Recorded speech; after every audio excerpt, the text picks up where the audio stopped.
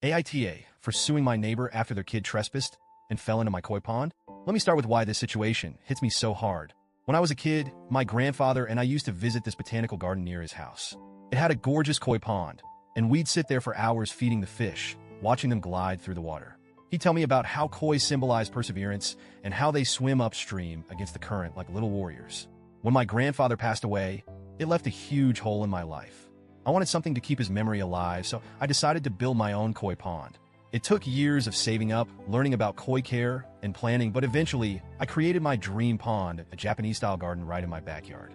The pond has it all: a beautiful bridge, flowing waterfalls, and plants that complement the tranquil vibe.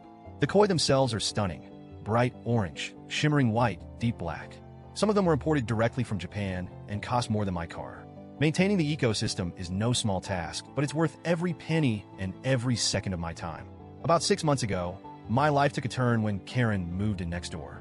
I know the name is overused, but she fits the stereotype perfectly. Karen is the kind of neighbor who thinks the world revolves around her. She's loud, entitled, and always has an opinion on things that don't concern her. With her came her son, Timmy, 8M. At first, I thought Timmy was just a curious, playful kid. He'd occasionally wave at me through the fence while I worked on my garden. I didn't think much of it until the day I caught him standing on the bridge over my pond, throwing rocks into the water. I calmly walked over and said, "Hey buddy, you can't be here. This is private property." Timmy just looked at me, shrugged, and said, "But I want to see the fish." I walked him back to his house and explained the situation to Karen. "Karen?" She laughed. "Oh, Timmy loves animals. Don't worry, he's harmless." I told her as politely as I could that my pond isn't just a decoration. It's a delicate ecosystem that requires a lot of care. Karen brushed it off and said, "Boys will be boys." Over the next few months, this became a recurring issue. Timmy would climb over my fence, run around my yard, and try to interact with the pond. Once, I caught him dumping cereal into the water because he thought the koi would eat it. Another time, he tried to pet one of the fish by reaching into the pond. Each time, I went to Karen. Each time, she dismissed it. "He's just a kid. Relax, he's not hurting anyone," she'd say. I installed no trespassing signs on every side of my fence and locked my gates. I even set up security cameras because I was worried about what might happen if Timmy kept sneaking in. I told Karen in no uncertain terms that if it happened again, I'd have no choice but to involve the authorities. She rolled her eyes and said, "You're being dramatic. Last week, I had to run errands, so I wasn't home for a few hours. While I was out, Timmy decided it was a great idea to climb my 6-foot fence again. According to Karen, he wanted to feed the fish. This time, things went horribly wrong.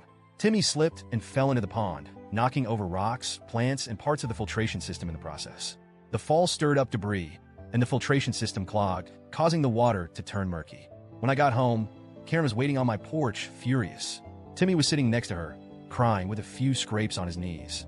Karen started yelling at me the moment I stepped out of my car. "How could you let this happen? My son could have been seriously hurt." I was stunned. "Karen, your son wasn't supposed to be in my yard. I've told you a dozen times to keep him out." She shot back, "Well, you should have made your pond safer. What kind of person has a dangerous setup like this with kids around?" I couldn't believe what I was hearing. My private backyard, with its locked fence and clear signs, was suddenly my fault? When I went to check on the pond, my heart broke. Several of my koi were floating lifelessly on the surface, stressed to death by the chaos. Plants I'd spent years cultivating were uprooted, and the filtration system, a critical part of the pond, was beyond repair. I tried explaining to Karen just how much damage her son had caused, but she wouldn't hear it. Instead, she demanded I pay for Timmy's medical bills, which, by the way, were for nothing more than a couple of Band-Aids. I refused. That's when Karen flipped the script. She started bad-mouthing me to the entire neighborhood, calling me heartless and accusing me of endangering children. Suddenly, I was the villain for wanting to protect something I'd poured my heart and soul into. After thinking it over, I decided enough was enough. I filed a lawsuit against Karen to cover the damages.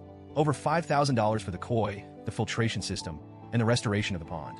Of course, Karen didn't take this well. She's been going around the neighborhood telling anyone who'll listen that I'm suing her because her son had an accident. She conveniently leaves out the part where Timmy trespassed multiple times despite repeated warnings. Some neighbors have sided with her, saying, "He's just a kid." Others agree that Karen needs to take responsibility. My friends are split too. Some think I'm being too harsh, while others believe this is the only way Karen will learn to parent her child. For me, this isn't just about the money. It's about principle. My koi pond isn't just a hobby. It's a deeply personal project that represents years of hard work and a connection to my late grandfather. To have it destroyed because someone didn't want to set boundaries for their kid, it feels like a punch in the gut. I didn't want to go down the legal route, but what else could I do? Karen refuses to take responsibility, and I can't let this slide. If I let her walk all over me now, what's to stop her from letting Timmy destroy someone else's property in the future? So, Reddit, AITA for suing my neighbor after her kid trespassed and ruined something so precious to me?